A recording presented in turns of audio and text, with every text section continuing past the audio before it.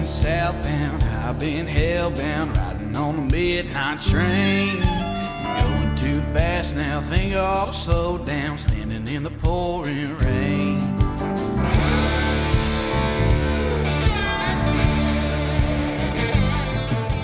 What's going on, guys? Hey, Tony here with the One Hell of a Life Outdoor podcast. Tristan's not available tonight.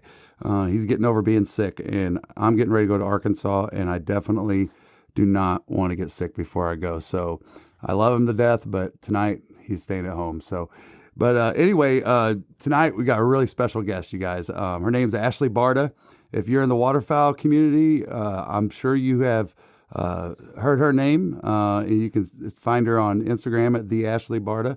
And you know, one of the things that she's going to talk a little bit about tonight is, you know, we originally ran into each other with a bunch of other folks at after a Delta Waterfowl event, and met for a few seconds, and next thing you know, I'm looking at my subscription to Delta Waterfowl. I'm like, dude, there's Ashley right on the front of Delta Waterfowl magazine. So anyway, Ashley, that's awesome. And, you know, that's me. Yep. So, man, you know, if you guys follow us, you know, we're big supporters of the women in the outdoors. And I just thought, what better ambassador to women's sports, especially in the waterfowl world, than to have you? Because I've been following you for a couple of years now. And, but man, just if you wouldn't mind, just, you know, kind of tell everybody who you are and a little bit about yourself and what got you into the waterfowl world. Sure.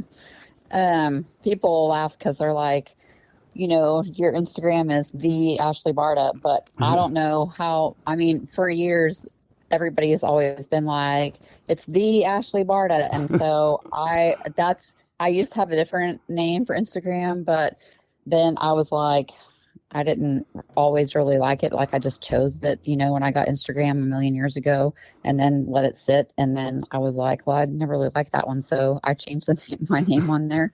And then I was like, well, that's what I always says. This is Ashley Barta. You mean the Ashley Barta? And I was like, well, I'll have to choose that.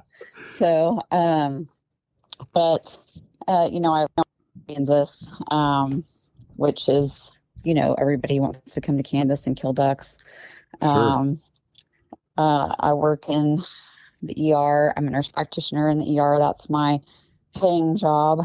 And then, and that's what I try to do more in the summer so I can work less in the winter. But, and then, you know, I enjoy hunting anything that flies, and I just killed my first deer. So, but, Yeah. you know, anything from, you know, September to snow geese to turkeys. So, that's become my passion, as well as my two Labrador retrievers, Jake and Stella. So, but we just live out here in central Kansas, 15 miles from the marsh, and it finally has water in it. So it makes it even better. That's awesome. That's awesome. You know, so, you know, I'm curious, you know, because, my mom inspired me, you know, with bow hunting and stuff like that. And, you know, what got you into the sport? You know, how old were you, that kind of thing? Well, my stepdad how to shoot a gun, taught me how to shoot a rifle. But he would never take me out with him to hunt. And he just basically kind of dove hunted and kind of road hunted. And things like that. But, you know, I was always a good shot. And I didn't really do anything, but I would always be interested, you know, when I would work and doctors would come in, and they would all go duck hunt, and then they'd come make rounds after they went duck hunting. And so, but I was married and had somebody that wasn't really interested in doing that. But I was always super interested in it, and super interested in birds. Any kind of bird, really. And so when I had the opportunity, you know, be on my own and no longer with a person that wasn't interested in the outdoors, then I just, you know, kind of took the initiative. My mom had cancer, and, you know, she was on hospice, and we had a lot of time to talk and just spend together. And she really encouraged me. She said, you know, you've taken care of us, or my stepdad, you know, for a lot of years. And, they weren't sickly people, but, I was the main person because I was the nurse. Um, you know, and she's like, you've always taken care of us and you've always done for other people. And it's time that you go do something and do for yourself. Mm. So, you've always been interested in this. And she's like, just go try it. Like, go see what it's about. So, when you have your mom say that, and I'm like, gives you something to think about. So, of course, then she passed away, and then COVID came, and all you do is basically you go to work in the ER, and then you don't go anywhere. Right. So you have all this time to like look and research and like really think, and of course reflect on life, because the world is shut down. Sure. So I was like, well, guess I'm going to do this. And so I found some like ladies hunting groups on Facebook, and I found a hunt to go on with Wilderness and Reading, Kansas, and it was on Halloween 2020, and that was the first time I ever officially went like waterfowl hunting. And blast, we didn't really kill anything because of course the birds were flying the day before when they scouted, and then there was like nothing. Right. So I killed a coot that day, and it was a blast. Yes. And I'm all about coots. Some people don't like them, but I will never hesitate to shoot a coot. But right. hey, that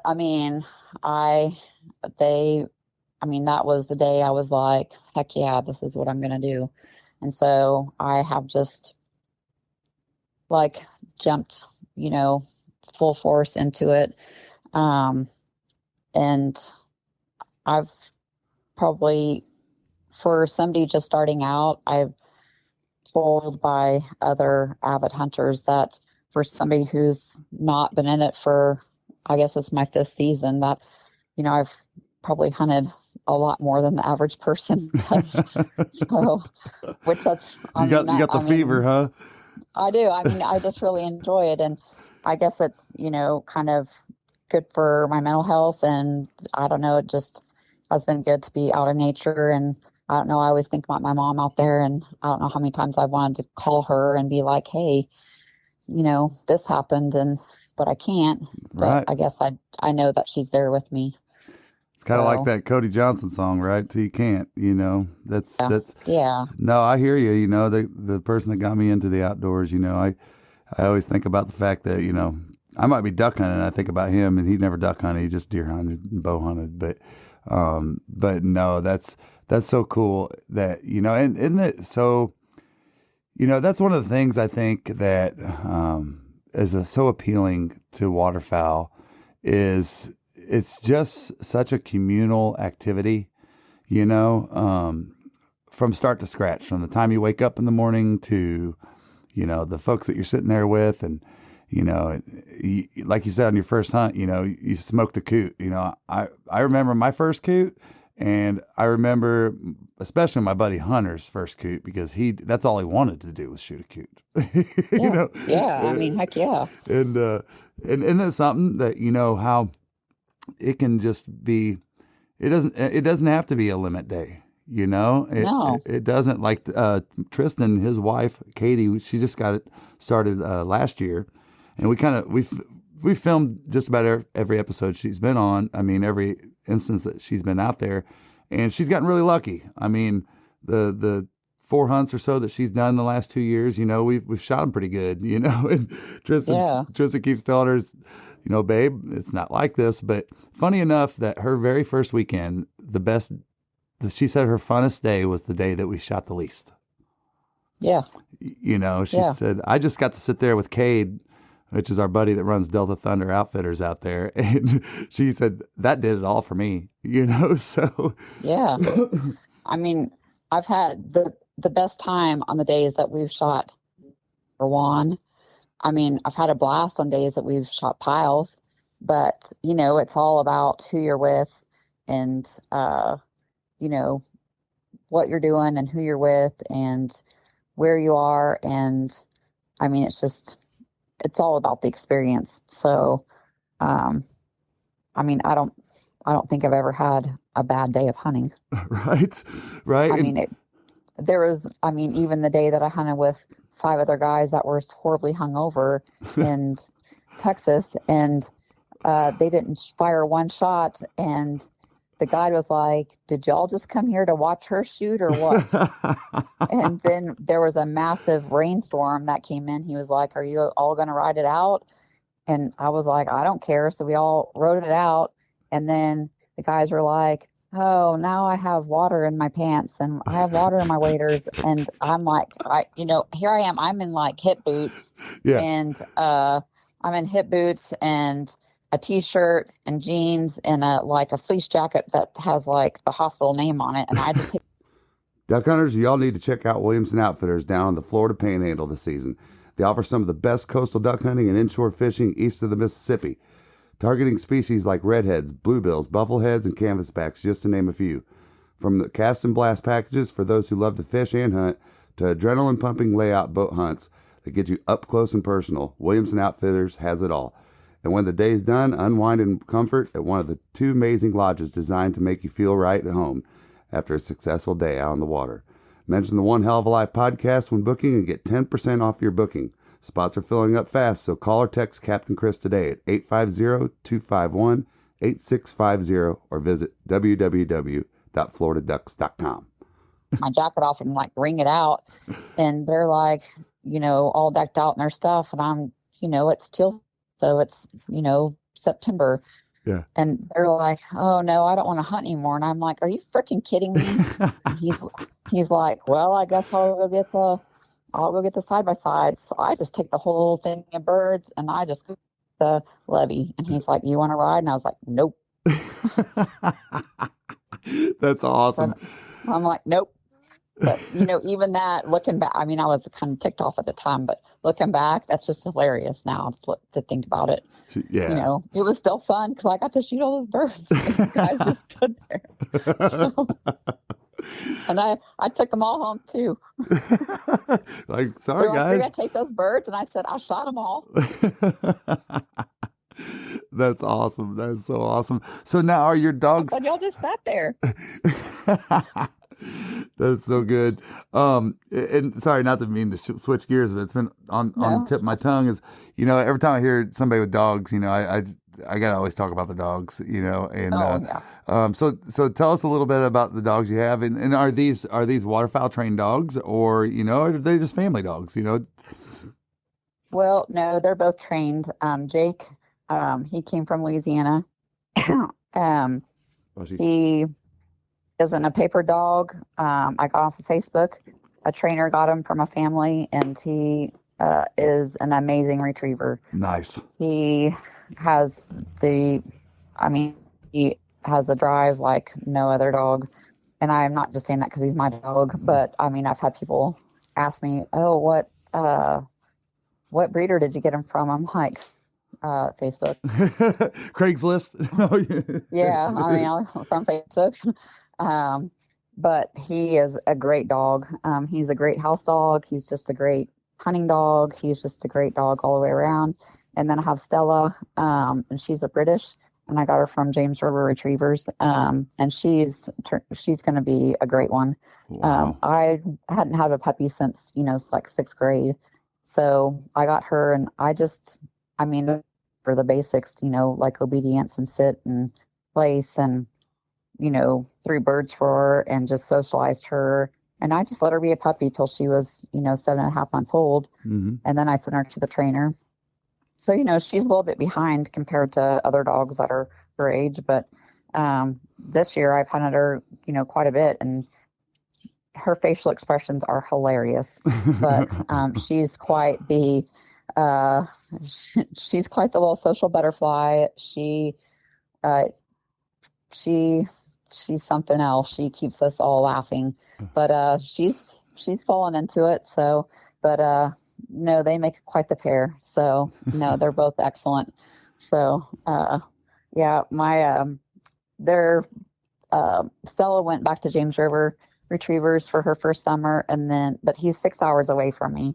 So I use Gypsum Creek Retrievers, Evan Oswald, to train both my dogs. He's just an hour from me. Nice. So that way I can just go see him Yeah. and go train with them.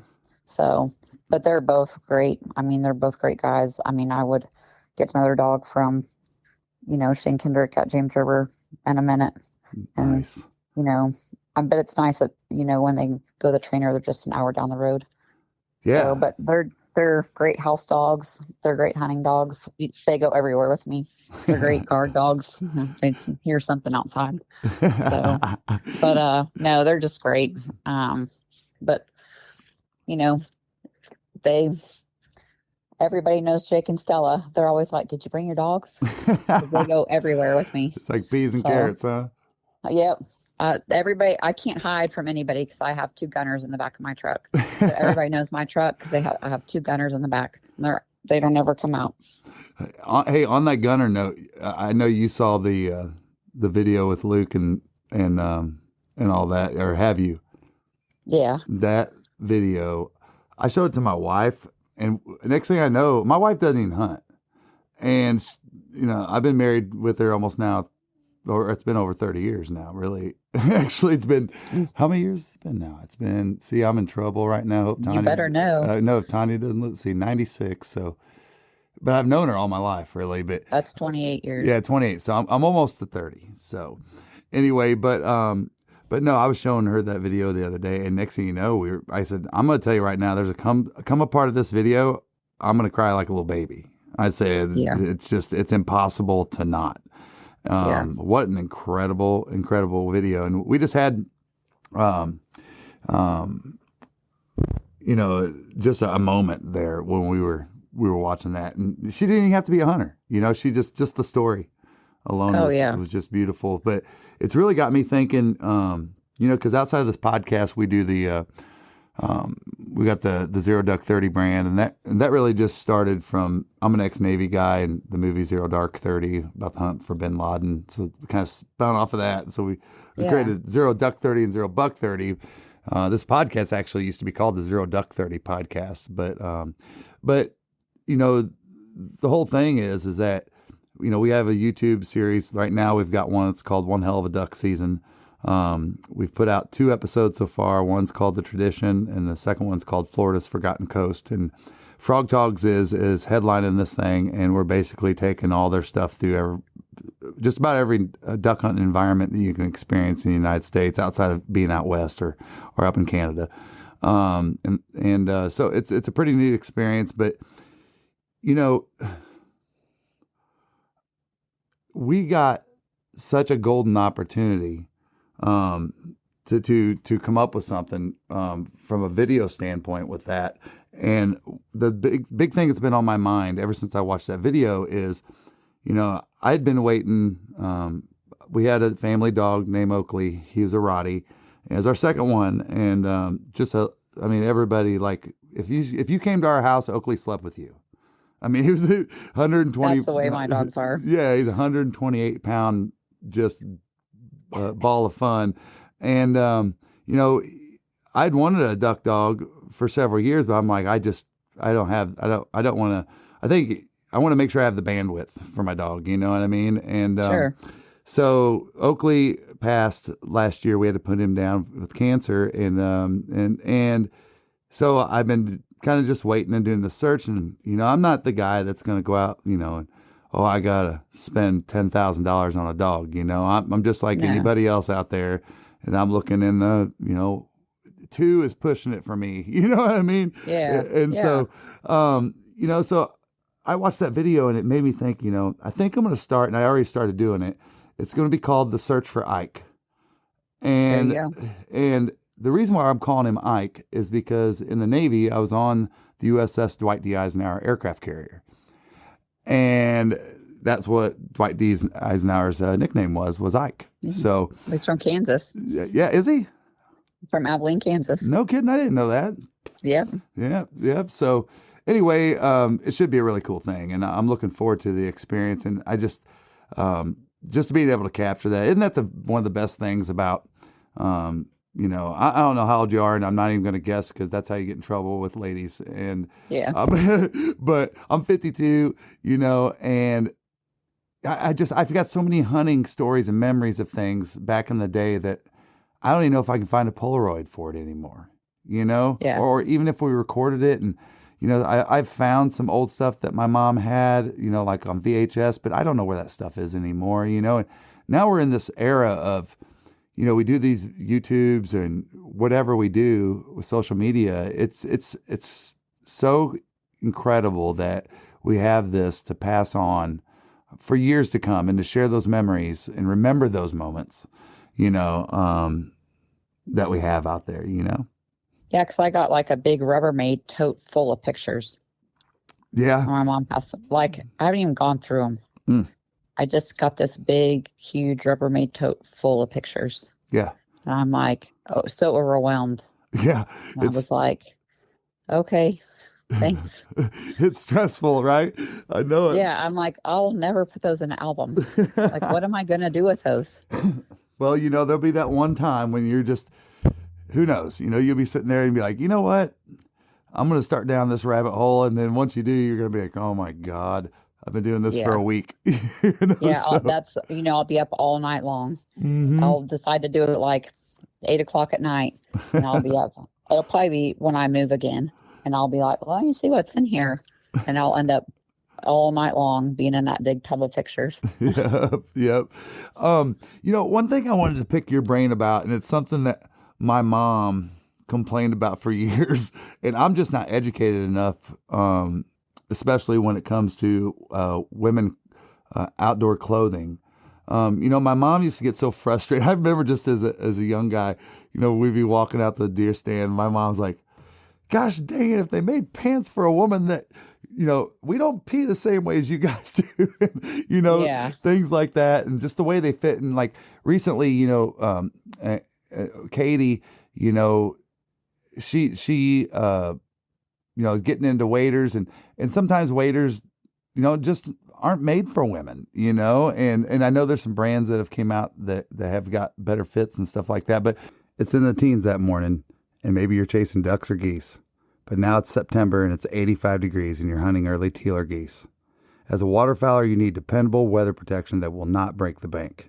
Founded in 1996, Frog Togs is not only the leader in breathable wader technology, but a company you can depend on to keep you warm and dry, head to toe, no matter your hunting environment.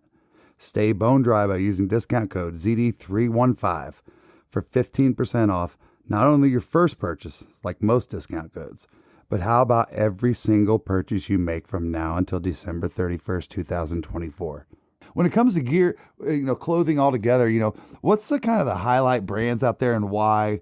And I'm talking about any kind of hunting, and because I think that's important for women to hear that, because I think that you could sit on the side and not understand the options that are out there now. Well, my problem is that I'm tall. Oh, and yeah. I have a long inseam. So I wear like men's waders, men's bibs, men's coats, which is all right for me, but still pants are a problem because they think that every guy is all right in a 34-inch inseam pants. Yeah. Even turkey hunting, I ordered some pants from a certain brand. I thought, and I looked at I always have to look at the size guide or whatever. And I'm like, 34-inch, that should be plenty long. Mm-hmm. No, it wasn't. I had to shove them in my boots. Oh, shoot. Because they were like up above my ankles. Oh, shoot. Yeah. So, they had an ad running because it was turkey season. They had an ad running on Facebook and Instagram. And I commented, I'm like, could you maybe make them a little bit longer? Right. And they actually replied to my comment and said, we've had this complaint. We're looking into it. Now, they still haven't done it because I went to WTF and they were still too short. And then even in the women's and in the men's. But there's a couple of women's brands that are realizing that, hey, we have some petite girls, we have some average size, length girls that can wear anything. And then we have some tall girls that have a long inseam like me. And they just want to wear some hunting clothes. And I got lucky. And I bought some, I think it's pronounced Prois. And so that's why I wear it for turkey hunting, and their pants are actually long enough. Oh, And nice. Yeah. And I'm like, this is great. Huh. So, but my problem is I have long arms and I have long legs. So, I mean, if I buy women's stuff, like usually the arms are too short and the pants are too short. But Yeah. I have friends that are like, hey, I can't find anything because they're too long, or I have thick thighs, or I have a big butt, or, like nothing fits right. And I'm like,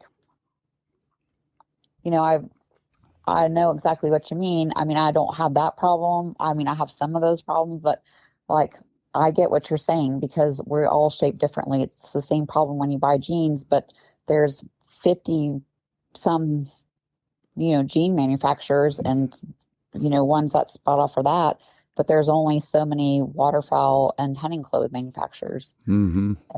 And the men's outsell the women's 5-1. Sure. So they're not going to cater to the fact that, well, Janie Lou needs a size 24. Well, I think And it just comes down to numbers, I mean, it's just like if you have the money to do it and you say, this is an inspiration mine, man or woman, and you say, I want to be able to make these products for this person or whatever it is, honestly. And if you can't make the numbers work on paper, it makes it really hard to stick your neck out there. You know what I mean? Well, I mean, yeah, you have to make the product, you have to house the product, you have to, you're holding it Mm-hmm. and hoping, you have to have the inventory, you're hoping that somebody buys it. And if they don't, you're carrying it over till the next season, Yeah. and then the next season. And then what if it doesn't sell at all? Yeah. I mean, even it's a if risk. you order if you order 300 units and only 100 units sell. Mm-hmm. Yeah, I've had this conversation with a couple companies, and they're like, well, yeah, that's because men's outsells women's 5-1. So, yeah, we'd love to make a plus size wader. We'd love to make, a curvier fit wader, but, we don't know really our market. And are they really going to sell? And when we know we can sell 5-1, we can sell 5 times the men's than we did the women's. Yeah. Well, and that's why, there's a great example, honestly, of, everybody talks about why it's important to grow the sport, and there's a lot of people on that don't understand why we need to grow the sport because they're just selfish.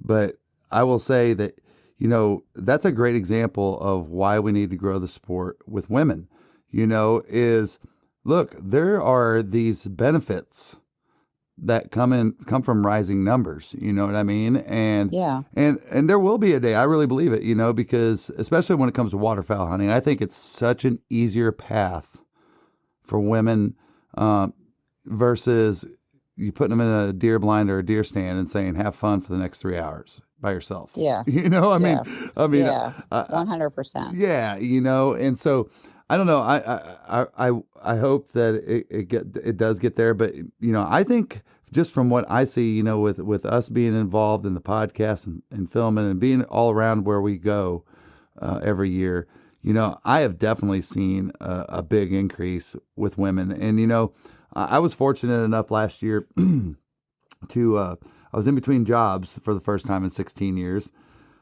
and my buddy out at Delta Thunder, Cade, he said, well, man, come out here and I'm going to teach you how to guide snow goose hunts. And I was like, all right, and I've snow goose hunted for years, but never from the guide perspective, and Sure. I helped him, set up decoys and do the grunt work. But when it came to running the show, I didn't know what I was doing. It's a different Yeah. animal, and It's completely different on the other side. It is. And so, that was it was a great 3-week experience I got to go through. And I think over those 3 weeks, I think my group shot like 100 and I want to say that was like 180 something snow geese, which it averaged out to like 12 geese a hunt or something like that. And that's one thing that people got to realize about snow goose hunting, dude. If you go out for a hunt and you shoot a dozen snow geese, that's a good hunt. All right. It's not like you get a big spin every time, Yeah. And if you go out and shoot, I'd say plus, if everybody shoots their limit of, if it was a 6-man limit, if everybody shoots 6 snow geese, if you got 10 hunters, I mean, that's 60 geese. That's a pretty damn good hunt, and you had some crazy stuff going on that everybody's hooting and hollering about. And so last year, I get this group, and forgive me for not remembering every one of their names. They might not even want me to mention it, so I won't. But I got the opportunity to guide these ladies, and they ranged in age from young, my daughter's age, up to like my age, and they were just hunters that wanted to go out and shoot some shit, honestly. Yeah. And don't we all? These guys. And I've said this before on the podcast, they were straight killers. I mean, they shot more geese than anybody else I guided. They shot better than any of the geese, anybody that I guided. And they didn't bitch. They just wanted to have fun, And that's all we want to do. Yeah, dude, that's all they wanted to do was have fun. And I told Kate, I said, man, if there's any way that I can guide them every year, please let me do it. Because I said, this was like, I had more fun doing that than I did. I mean, I didn't mind working my butt off, and we were hunting a big spread with about 6,000 decoys that week that I had them, but just a ton of fun, So I love seeing it continue to grow. And that's one of the main reasons why, my motivation was to get you on the podcast. We've had other ladies on. Is that, the only way that we can make this more, some people don't even know that they might like it, Exactly. I'm like, you don't need to go buy a bunch of stuff. Like, I have so much stuff. Like, let me just loan you something. You don't need to go buy a bunch of stuff. Like, just come along. Yes. Just see what it's about. Like, you don't. I mean, I taught myself how to shoot a shotgun, and I'm left eye dominant and right-handed. Oh, and I taught myself how to shoot a shotgun. So, I mean, if I can do that, you can do it. Mm-hmm. No, just come along. Like, just see what it's about. At least once or twice or 3 times, and you'll enjoy it. Yeah. Yeah. It's a blast, man. I'm sorry, dudes. I'll pick the women over the guys every time. The guys just cry too much and want to bitch and everything else. But y'all have a totally different list of things to accomplish, and we'll leave those in the secret world of women at duck camps. And I don't mean anything funny by that. I mean, I just mean that they have their fun. It's cherished, and I don't want to share any of those things that they love to do, whether it might be singing together or whatever, I mean, just, just having fun. And, but no, man, I think it's such a great opportunity for this sport to grow. And every time I see somebody that's leading it in the right way, like, like someone like yourself, I just think it's important, because that's all it could take is just, one person. And it goes the same for, anybody getting into the sport, right? I mean, some of us had a path of entry through a family or friends, but most people don't. Most people don't. Yeah. And it's intimidating, Well, and it can be intimidating, period. Even if you have a path of entry. Mm-hmm. If you end up with the wrong people, you can be... there can be some very not so nice people, period. Yeah. And I've encountered a few not so nice people, but fortunately I have a pretty strong constitution and, just turned my head the other way and went on about my business and knew that, well, I'm better than that, and just went on. So that is one of the issues, though, is that I think there are some people that know that others that are vulnerable and will, kind of pick them out. And if you can have somebody in the group that can kind of know who those people are and protect them, that's the main thing. Yeah. Because I've stood up for those people before and been like, nope, you're not going to do that. Yeah. Like, you're not doing that. So I mean, I try to, there's always bad people everywhere you go, whether it's to the grocery store or church, to the post office, yeah, church, yeah, work, yep, wherever. But I try to, be with good people and hunt with good people and, find good people. And I've met a lot of good people. And, if there's anybody that, is new or what have you, I try to always, get those people with the good people, so that they have a good experience and make good connections and don't ever have bad experiences, and build their confidence to where that they don't have to worry about it. And if they have an encounter with somebody that's not so great, I hope it's when they've already built up their confidence a bit and know what's going on, so they don't be like, well, I can't do this then, and just throw in the towel. Yeah. Isn't that important? And I don't know if I've ever thought about it like this, but it's when we have those opportunities to share the sport with people that are new, men, women, kids, old people. It doesn't matter. It's such an opportunity. It's such a make or break, teeter totter type of opportunity. I think the biggest challenge is with the younger people because of the immediate satisfaction, that they need. And I'm not digging on it at all. It's just, it is what it is, and I forgot who we had. We were talking on the podcast with somebody and they were like, man, if the kid wants to be on the Game Boy, just take him and let him be on the Game Boy. And guess what? Mm-hmm. When something happens, the Game Boy gets put down. And the more it happens and the more they get addicted, the more the Game Boy gets put down. But let them enter the sport however they want.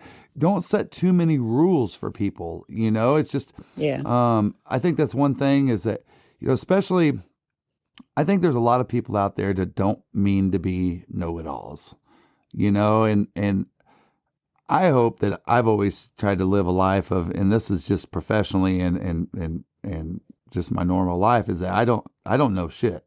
I've got a lot to learn all my life, and, sometimes you get with folks that just tend to know it all, and it kind of robs the experience from somebody that's just getting into the sport. And my whole full circle on that is just that when you have that opportunity to introduce somebody in the sport, just make it all about them. It's not about you. Yeah. It's not about you. And it's not even necessarily about the results. It's the experience. It is 100%. Yep. So let me ask you this. Go ahead. Sure. I'm sorry. No, go ahead. No. So what region of Kansas are you in? Is it like central Kansas, or I'm not familiar exactly where that was at? I live 5 miles from the geographical center of the United States. I see. So I live right in the center of Kansas, out by Cheyenne Bottoms. I got which is one of the main marshes. So it actually has water this year, so that's good. It had dried up. Oh shoot! There was pheasants running through it. Oh no! Oh my gosh! We have water this year, so it's been good. The migration was it was about a month late this year. So, but I live right in central Kansas. I got out you. in the middle of nowhere. Yeah. So what's the environment out there like? Because when I think of Kansas, when I've been through Kansas, it's flat. Yeah, it's flat. I live in a little tiny town, which is really in the middle of a bunch of farm fields. We have a post office and a gas station. Nice. Yeah. Yeah. So, but it's real flat and it's real dusty. But Kansas itself is, pretty diverse. Eastern Kansas has trees and hills, and there's, it's beautiful in Eastern Kansas, Northeastern Kansas. They get a lot more rain up there. And then you kind of start heading out, west of Salina, and then it just starts getting more flat. And the more west you go, the more flat it is. So, but I'm originally from Virginia, and we moved here when I was a kid, and I still long, for Where at in Virginia, if We're you don't mind me asking? in Richmond. Richmond, okay. Because I spent 4 years out in Virginia Beach when I was in the Oh Navy. yeah, I was going to say, Yep. yeah. But I still love the East Coast. I've gone back there a lot, but I think every state has something to offer. Sure. But but the nice thing is that my friend has a couple thousand acres, not probably 20 minutes from me, that he farms, and I help him do some habitat management, and it has 8 ponds, and I'm able to hunt that. And so I always think I'm going to move somewhere else, and then I'm like, well, kind of have it pretty nice right here. So and I'm like, Right. well, I should move down to South Central Kansas, and then I'm like, because that's kind of where I work, and I'm like, but then I'd be closer to Arkansas, and because I usually hunt more down south. But then I'm like, well, but then I'd have to drive back up here. Yeah. So I haven't quite figured all that out yet. One day I'll decide where I want to live. I don't really know when that will be, but It'll have something to do with ducks. yeah, I don't know. I go to Arkansas a lot because I have a lot of people I know down there. So, and I'm always going somewhere. I don't really, but I do go to Arkansas a lot.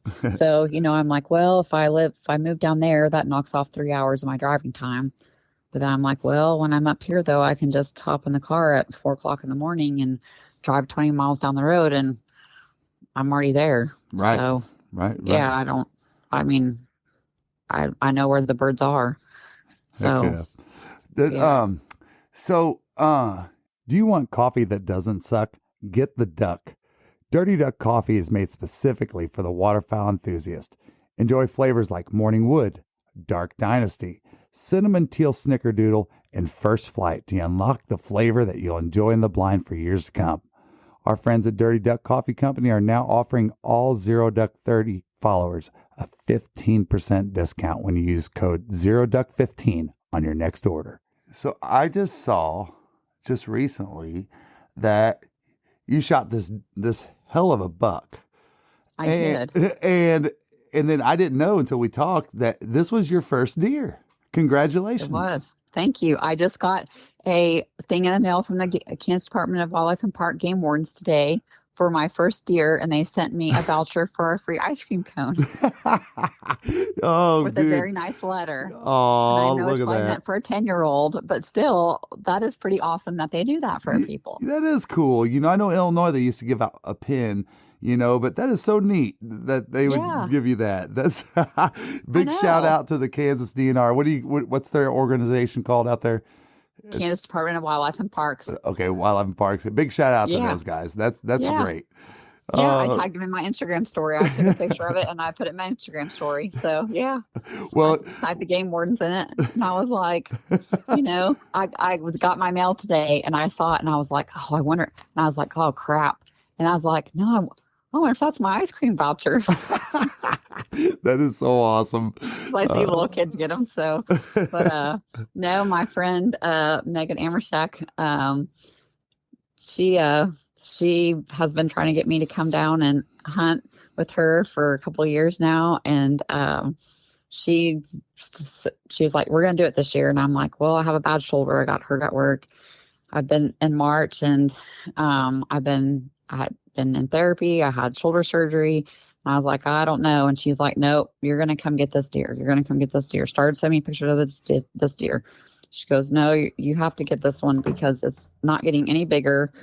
We've seen this one for several years. Like, you have to come get it. This is his last year. Like, he's just not getting any bigger.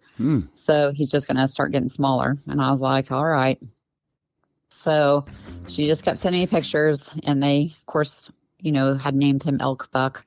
So I was like, all right. So then, of course, I had to contribute to feeding him. So, which is fine. But then, I thought, well, it's not like duck hunting where you you go scout and then you sit and, probably the ducks are going to come. So, because I did go I went deer hunting one other time, and my friend just basically put me a deer stand, and he's like, "Here you go, watch for the, the deer to come." I was like, "This is some crap." Was you shooting a rifle at the time? Yeah. On the first night, yeah. Well, the last time I had a rifle, and I took my rifle to go down there, and I had 1 weekend to get it done. So go down there, and I was kind of getting sick, and but I brought my rifle, and she goes, no, you're going to use my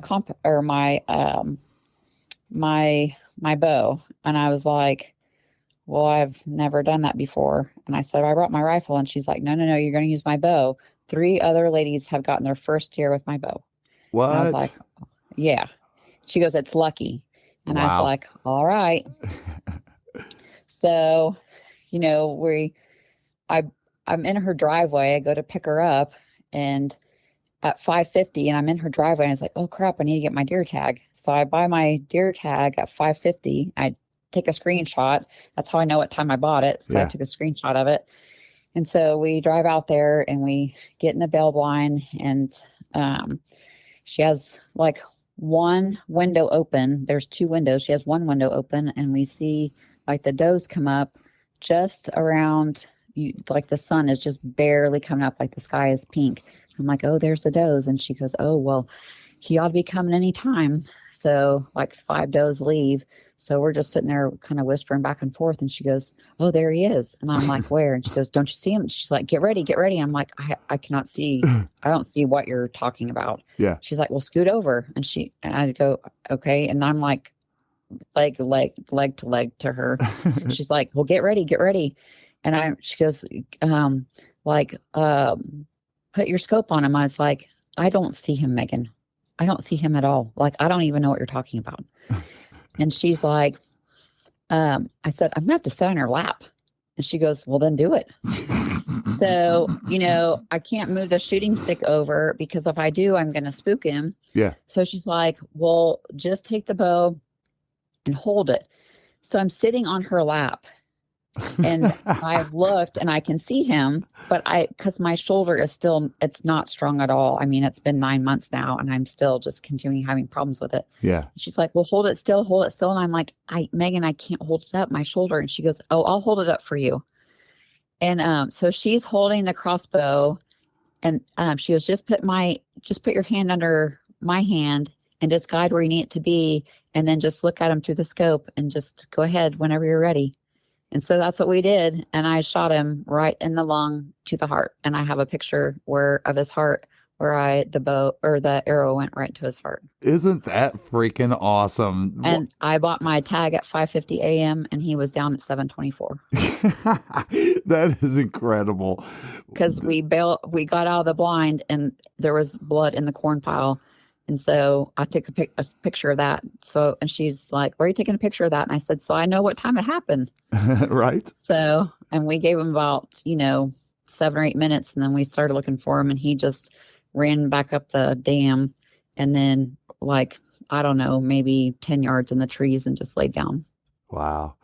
I was like, I figured we'd sit for like 2 days, and it'd be, at sundown on Sunday, and then I'd, finally get him, or maybe not at all. Right. But no, it wasn't even 2 hours later. And wow. He was being drug out of the woods. What was that like for you? I mean, really, being like, this is your first deer, speak truth. I mean, be what's the word I'm looking for? Be detailed about what was it like for you? I mean, everything happened so fast, but this is the first deer you've ever walked up and put your hands on, So what was that like? Well, for first thing, I didn't even know if I hit him or not, because I just sent the arrow. Yeah. And then and she's like, you got him. And I was like, I did. And she goes, yeah, you shot him right where you need to be. And I was like, I did, because I really couldn't see it through the scope. Right. And so I was like, I was in shock, really. And I was like, And then we found the arrow, it was broken half. So we knew the other half was in him. Yeah. So we knew it was like, and she's the avid deer hunter. So, but I was like, oh my God, like I just couldn't believe I actually did it like on the first try.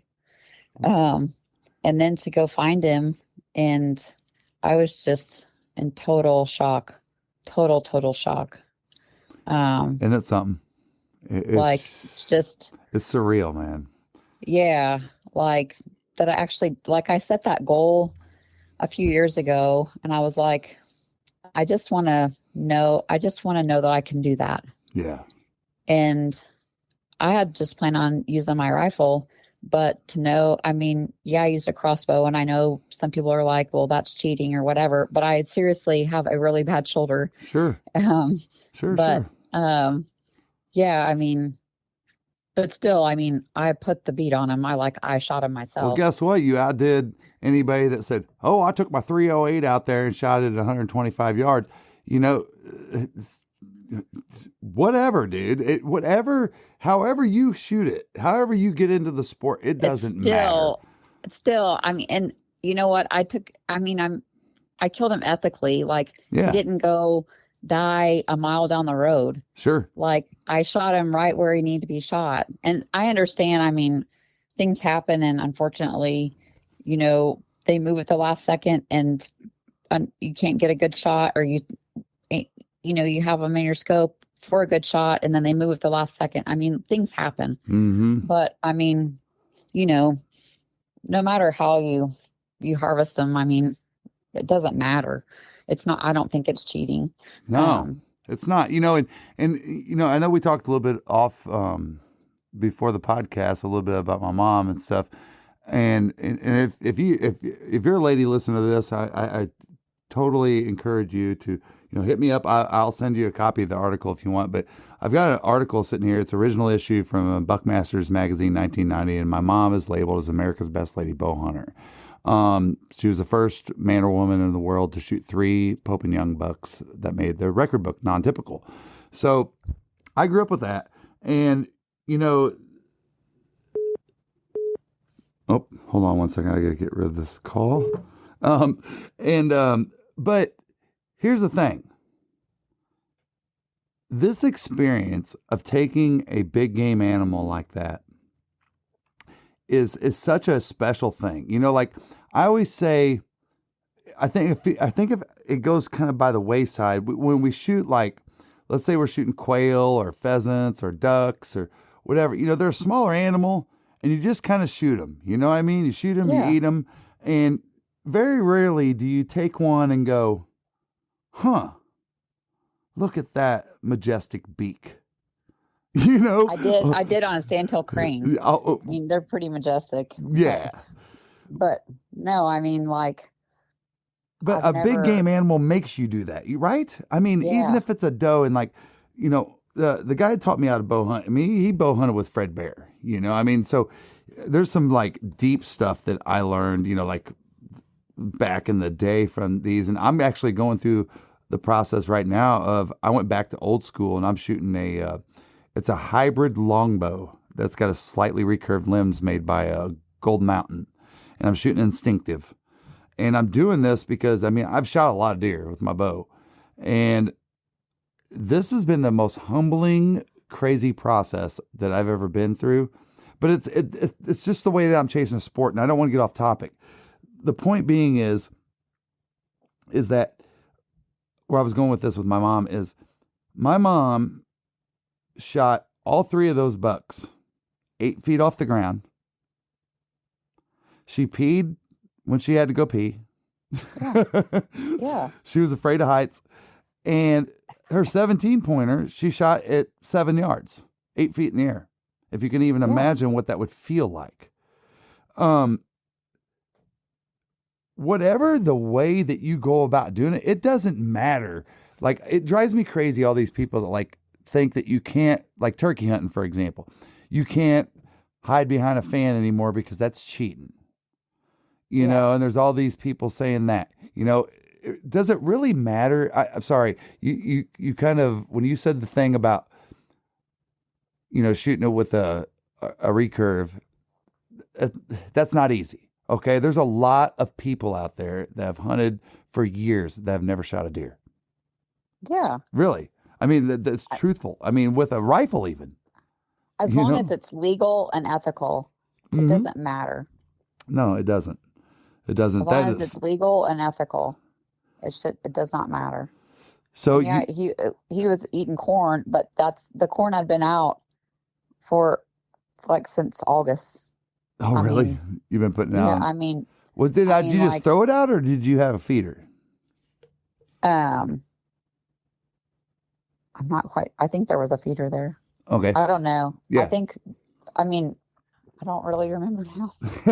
That's fine. It doesn't matter. There was a lot going on that morning. Yeah.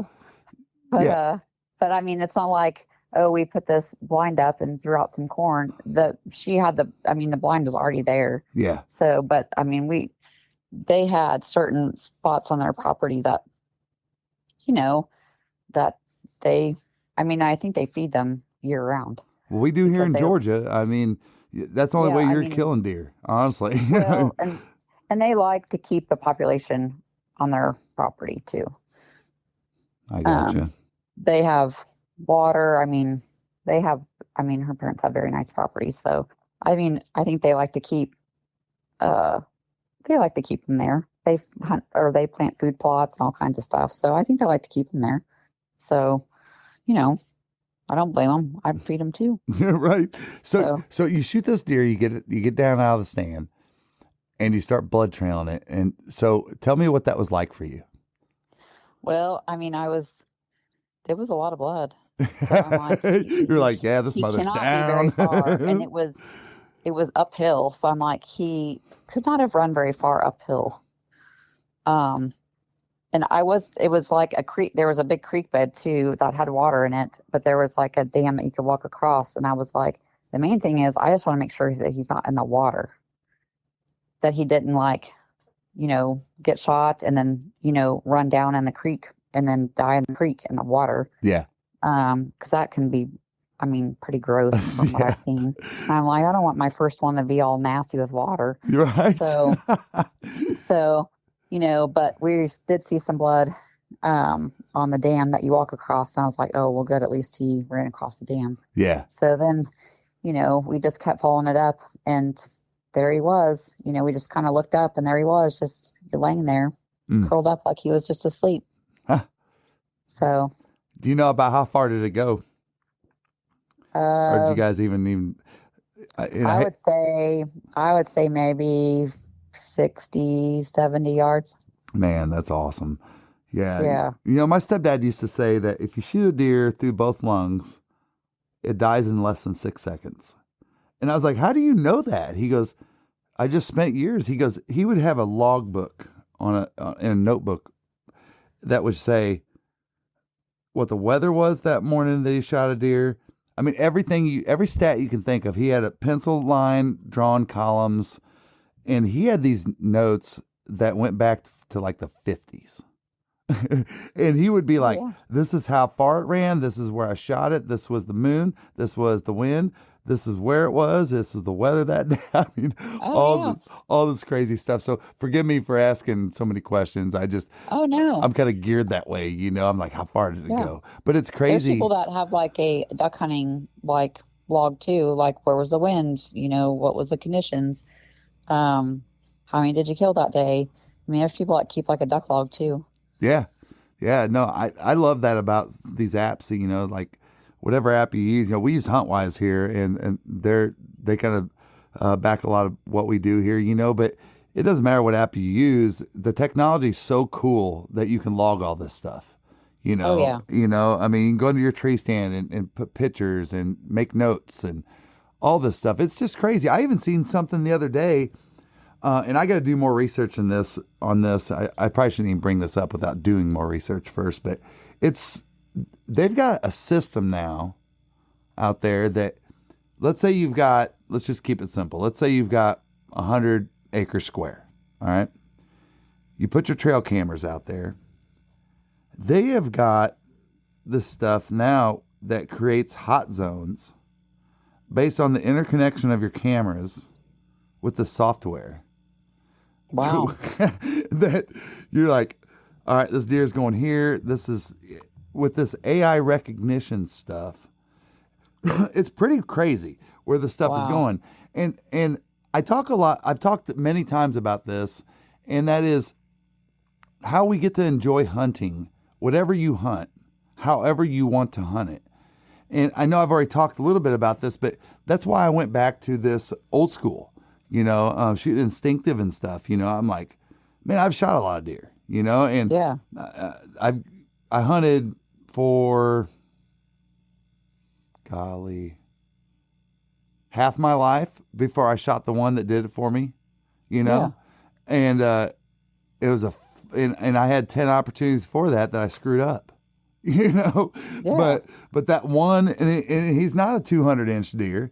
He's a 160-inch deer, but he was like the Great Prince on Bambi. I mean, that's the one. And I just think it's important that we all, like, if you're hunting something, like I'm really against somebody that says, I quit hunting because of this, whatever that reason is. Yeah. And I want to help. It gives me FOMO. Like, I want to dive into those and problem solve those situations, which has gotten me why we do this podcast, why we do the YouTube videos and all that stuff. It's all about the reality of hunting, and for people to understand, that, hey, you don't just go hunt any WMA in Arkansas and shoot a mallard. We didn't shoot a mallard for the first $3,000, $4,000. Yeah, exactly. I mean, several trips. We went out there and just scouted and just, it's a butt kicker. So I can understand how, like, this younger generation, they don't get those that immediate return. How they're like bored with it, But all they want is a pile of greenheads. Yeah, yeah. And I'm like, my thing is all duck lives matter. Mm-hmm. Like, the weekend before I shot my buck, I was in Arkansas, and I met up with my friend Chelsea, who lives in Louisiana. So we always try to meet in the middle, which is Arkansas. Yeah. And so hunting with Quack's Waterfowl, I asked Matt Twigg, I was like, hey, it's my birthday weekend. I know it's duck gumbo. I said, would you be willing to hunt if I have a couple friends? And he's like, sure.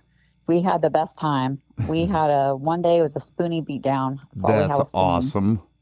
And I texted one of my friends who was hunting on one of the rivers, and I was like, how was your morning? He said, prettiest duck hole in all of Arkansas. Saw one bird. I mean, but it's hit or miss. You don't ever know what you're going to get. I'm fine with the whole pile of spoonies. That's right. Well, and then the next day we, 4 other girls joined us, and we got, limited pintail. Got my first pintail that day. But I mean, I don't care what it is, but I've hunted with, I've been fortunate to hunt with some pretty, prominent people that, like, I'm not shooting that. It's a spoonie. And I'm like, well, I'll shoot all of them then. That's right. You can shoot all the greenheads you want. Like, I'm fine. I'm fine just shooting these spoonies if all you guys want to do is shoot mallards. So that's fine. I mean, I try to go on a hunting trip, like a big trip, every December for my birthday and Christmas. This year I didn't because I was off for my shoulder. But, last year I went to Nebraska and hunted, and we smashed some mallards and some green-winged teal one day, and they let me hunt my dog Jake. And we were in layout blinds, and I was like... Was you dry field hunting? No, it was a cattle pond. I got you. And I was like, I said, those are widgeon. And I looked up and I was like, you could literally like reach up and grab those. And he's like, yeah. So we're going to kill some widgeon today? He goes, nah. He goes, nah, I don't kill widgeon. I was like, what? Man, I said, all duck lives matter. Like I said, widgeon land out there. I said, I want to kill some widgeon. Like, let's kill some widgeon. Right. I said, yeah. I said, call some widgeon. I said, those suckers keep flying over us. I said, let's do it. And he's like, no, we're not. We're just killing some mallards today. And What? then there was like an abundant amount of teal that kept coming in. So we started killing some teal. And I'm like, no. I said, dude, I said, let's kill some widgeon. I said, they're like I can't right even over imagine us. passing a widgeon. Yeah. That's like I just that's like my sacred bird that I have not shot a beautiful. I've shot. I don't know for sure that I even shot it because it was in a group, but I haven't like had that moment with a widgeon yet, and I really do because I think those birds are freaking beautiful. Oklahoma, we hunted in Oklahoma a couple of years ago. We are still like sitting in our layout blinds. Like we haven't even like laid down our layout blinds. Whole mass of widgeon come in. And we just shot them. They do it dirty too. When they do it, Yeah. they just freaking suck in, dude. They really do. When I was hunting Jake that day, I sent him out and picked up two. And because the guide was like, just send him, like one or two. He goes, because they're going to come again. He was out in the water and they come again. We were all still sitting up. Like they just we're just smashed him that day. Wow. And I ended up shooting a storm widgeon that day. Really? Oh, yeah, he's still in my freezer, and I got to get him out because I talked to my friend who's a taxidermist, and he's like, yeah, his time is ticking. Like you need to get him if you're going to have a mounted. You better mount him soon because his time is ticking. It's been almost 2 years, so it'll be 2 years next month. So, but yeah, I don't know that we ever did really get to lay down the first 3 like big waves of widgeon. I mean, they were just all floating in the pond. Oh my gosh. And all around. I'm sick right Mallard now. and widgeon. Yeah, mallard and widgeon. Wow. Yeah. Wow. So piles. So what's on your radar? Like, what's on your radar for the rest of the season? Because I know here we're talking in the middle of December. We still got a good 45 days out there of season left. What's on your radar? I'm gonna go to Real Fit. I went to Real Fit last year, and I'm gonna go. I'm part of American Daughters of Conservation, and they drew for who gets to go to Real Fit this year with them, and I'm gonna go to I got chosen to go to Real Fit with them. That's so awesome. I'm gonna go to Real Fit with them the second weekend in January, I think it is. It's for 2 days, so that's a long drive for me. So I'm gonna try to pack on another 2 days with, hunts maybe in Arkansas or Missouri, like on my way there, or even down in Tennessee somewhere to make the drive. I try to 2 days to go hunt somewhere to drive and hunt 2 days and drive home. I mean, it's a lot. That's hard. So I try to make it. It's worth my while to go do it, but I try to make it more worth my while. Sure. So I need to get on the stick and try to see where I can jump on somewhere for a day or two. And then I'll probably go down to Texas. I have an open invitation down there, and I need to take advantage of it. But I didn't really plan a lot for this year because my shoulder, and I didn't ever really get released to hunt until right before early specs in Arkansas, and that was like in the middle of October. Got released to hunt, so I missed doves, I missed early teal, and I got to hunt like the last weekend in October. So that's really, I didn't want to plan a whole lot because I didn't even know it was going to happen. Sure. So yeah. Sure. So I've hunted, my private ponds. I've hunted over on some public. I just haul all my crap out there and, take my dog, and we've killed some birds. And then one day I had my girl Stella with me, and now you just go do this by yourself. Yeah. So let's pause there for a second. All right. Listen, that is freaking cool. All right. And I don't mean to make like a big deal of it, like in the wrong way. What I want to make a point of is there's so many women out there that can't even imagine that. Okay. Like, I'm going to go do what this guy I dated did. You know what I mean? Like, he said, I'm going hunting tomorrow. I'm taking my dog and I'm just going to go do this thing.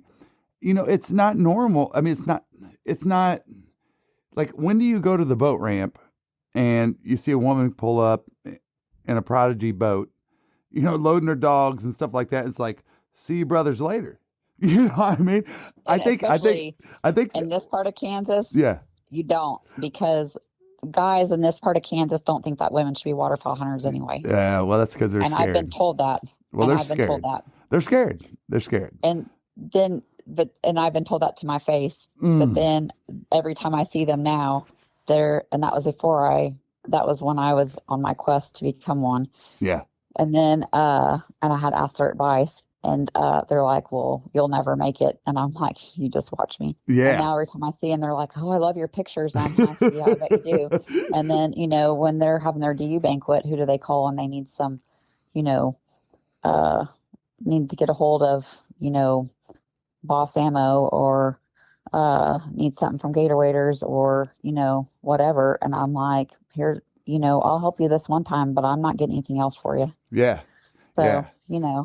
Well, I just think it's so cool and brave. I mean, I just like my mom has talked to me about, like, she said, do you know how intimidating it was the first time that Jerry gave me a flashlight? We practiced all summer long shooting bows.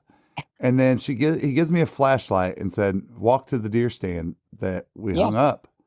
And she's like, it's pitch black dark. I'm like, what in the hell am I doing right now? You know what I mean? But I just think but the more you see that, it's so inspirational to people that see that. And I don't, like I said, I don't want to make light of it in the wrong way.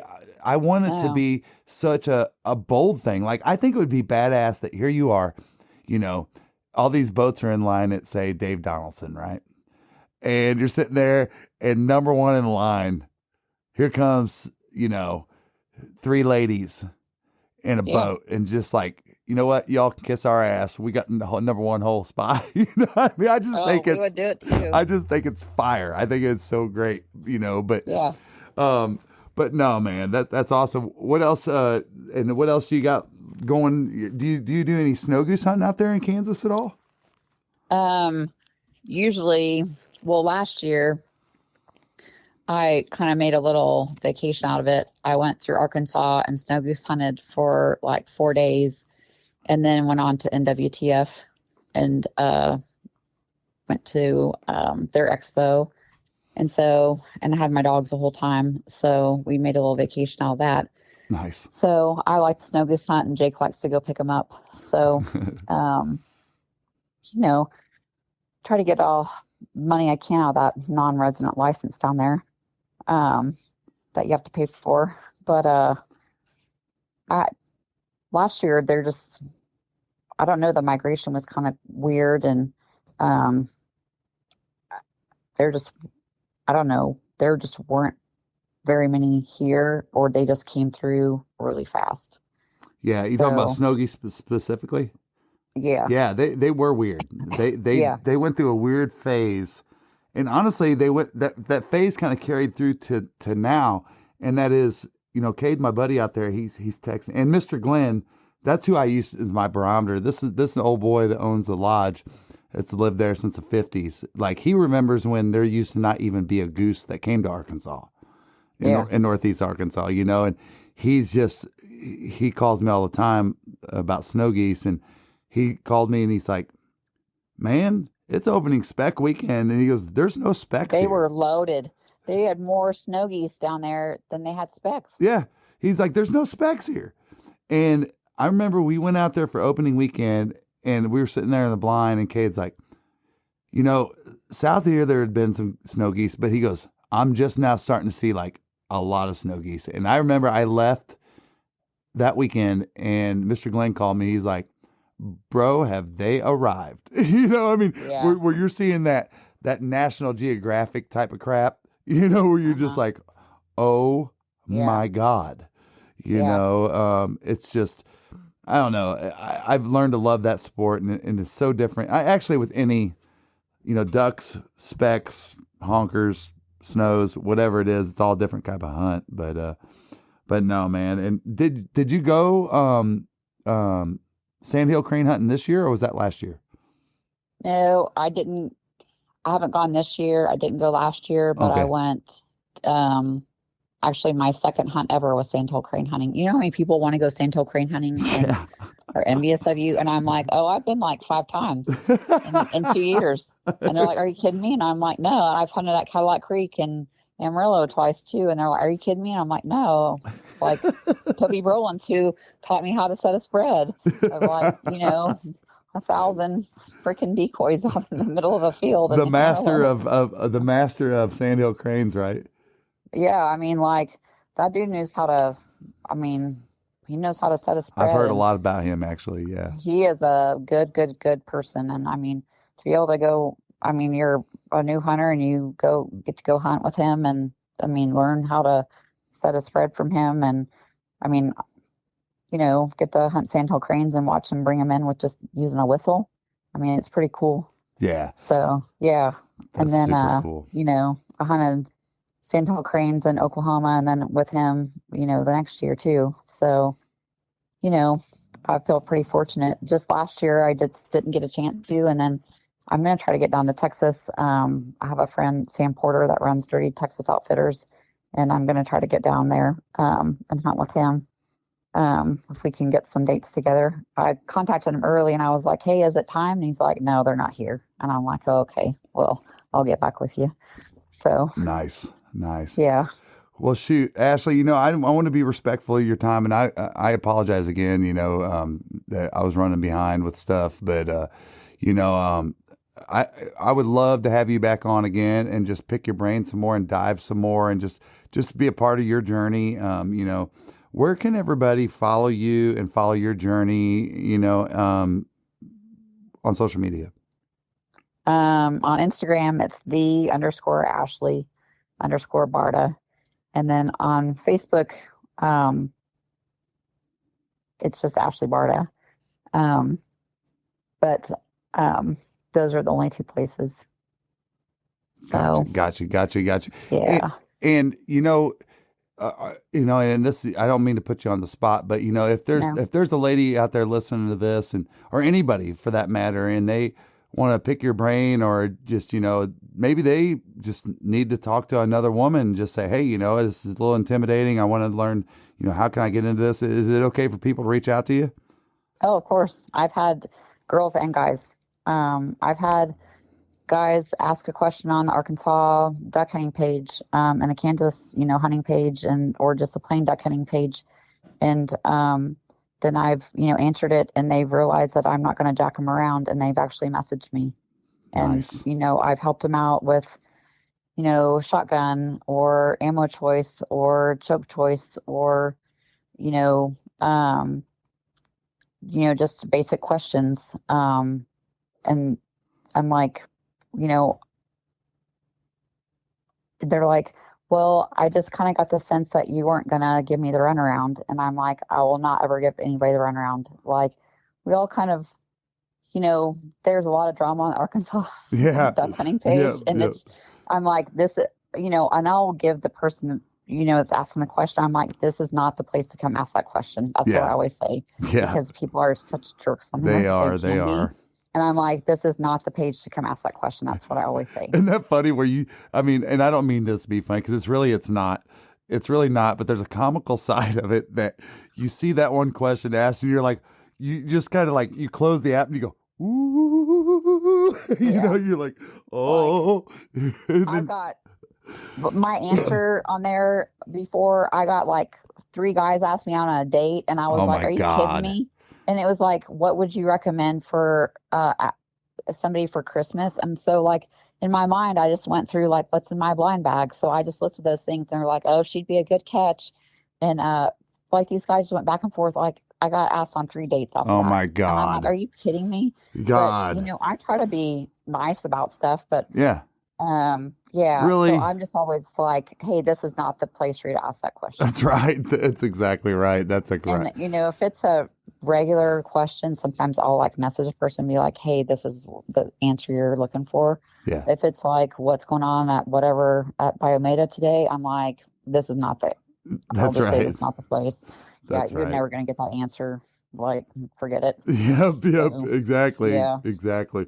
Well, Yeah. I super appreciate you taking the time to be out on the podcast with me tonight. And again, I know Tristan's going to be bummed that you couldn't be here, but man, we'd love to have you on again. And no, just thank you and keep on trucking. And I hope that shoulder gets better quick. And definitely stay in touch. You know, we get this podcast out. Tristan will definitely tag you and invite you as a collaborator and share away if you don't mind. Yeah, and watch out for turkey season because it'll be a good one this year. So, Yeah. Well, that might be the time to have you back on then. Yeah. I really do enjoy turkey, so I think this year's going to be a good one. So, Heck yeah. But thanks for having me on. I really do appreciate it. Yes, ma'am. Thank you, Ashley. Appreciate it. And we'll talk to you soon. Have a great Merry Christmas and Happy New Year. A Happy New Year to you and Merry Christmas. All right. Take care now. All right. Bye. I've been southbound, I've been hellbound, riding on the midnight train. Going too fast now, think I'll slow down, standing in the pouring rain.